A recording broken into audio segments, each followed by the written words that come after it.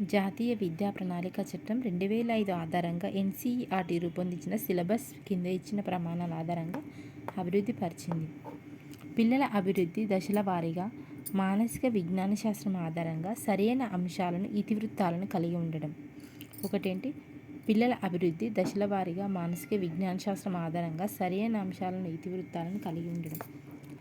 Next, రాజ్యాంగంలో పొందుపరిచిన విలువలను చేరుస్తూ అన్ని పాఠ్యాంశాలను తయారు చేయడం. ఏంటి, రాజ్యాంగంలో పొందుపరిచిన విలువలను చేరుస్తూ అన్ని పాఠ్యాంశాలను తయారు చేయడం. ఒక దశకు మరొక దశకు కొనసాగింపు ఉండడం. ఒక దశకు మరొక దశకు కొనసాగింపు ఉండడం. వివిధ పాఠశాల విషయాల మధ్య సంబంధాలను ఏర్పరచడమే కాకుండా ఆ విషయాల్లో ఉన్న వివిధ అంశాల మధ్య కూడా సంబంధం ఉండడం. పాఠశాలలో పొందిన జ్ఞానాన్ని పిల్లల యొక్క నిత్య జీవితంలోని అనుభవాలను జతపరిచే విధంగా ఉండడం. పాఠశాలలో పొందిన జ్ఞానాన్ని పిల్లల యొక్క నిత్య జీవితంలోని అనుభవాలను జతపరిచే విధంగా ఉండడం. నెక్స్ట్, పరిసరాలు అనే విషయాన్ని సమగ్రంగా బోధిస్తూ దీని ద్వారా ప్రకృతి జీవజాతులు, మానవ విలువలు, సామాజిక, ఆర్థిక, సాంస్కృతిక పరిసరాలకు సంబంధించిన జ్ఞానాన్ని అన్ని దశలలో అన్ని విషయాల ద్వారా బోధించే విధంగా ఉండడం.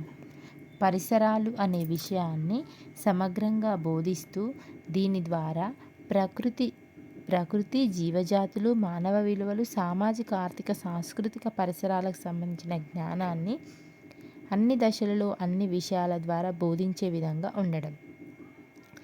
లింగ వివక్ష, శాంతి, ఆరోగ్యం, ప్రత్యేక అవసరాలున్న పిల్లల పట్ల సున్నిత మనస్కులై ఉండే విధంగా. లింగ వివక్ష అంటే ఆడ మగ అనే తేడా లేకుండా, శాంతి, ఆరోగ్యం, ప్రత్యేక అవసరాలు అంటే వికలాంగులు అట్లా వాళ్ళు ఉన్న పిల్లల పట్ల సున్నిత మనస్కులై అంటే కఠినంగా ఉండకుండా ఉండే విధంగా, సున్నిత మనస్కులై ఉండే విధంగా ఉండాలి. పని పట్ల సరియైన వైఖరులు, విలువలను అన్ని పాఠ్యాంశాల ద్వారా అనుసంధానం చేసేదిగా ఉండడం.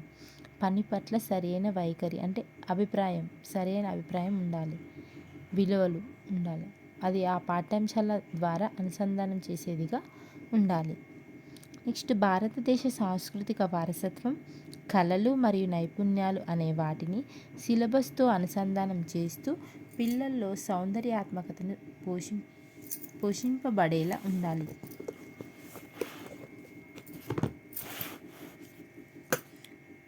ఇక్కడ భారతదేశ సాంస్కృతిక వారసత్వం, కళలు మరియు నైపుణ్యాలు అనే వాటిని సిలబస్తో అనుసంధానం చేస్తూ పిల్లల సౌందర్యాత్మకతను పోషింపబడేలా ఉండాలి. పాఠశాల, కళాశాలల్లో ఉన్న అంశాల మధ్య సరి అయిన అనుసంధానం ఉండడం. పాఠశాల, కళాశాలల్లో ఉన్న అంశాల మధ్య సరి అయిన అనుసంధానం ఉండడం. అంశాలు పునరావృతం కాకుండా ఉండడం. విద్యా సాంకేతిక శాస్త్ర జ్ఞానాన్ని వినియోగించుకుంటూ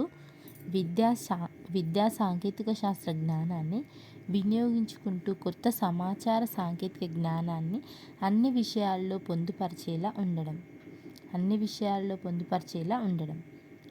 అన్ని విషయాల ద్వారా సృజనాత్మకతను పెంపొందింపబడేలా ఉండడం.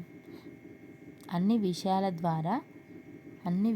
ద్వారా సృజనాత్మకతను పెంపొందింపబడేలా ఉండడం.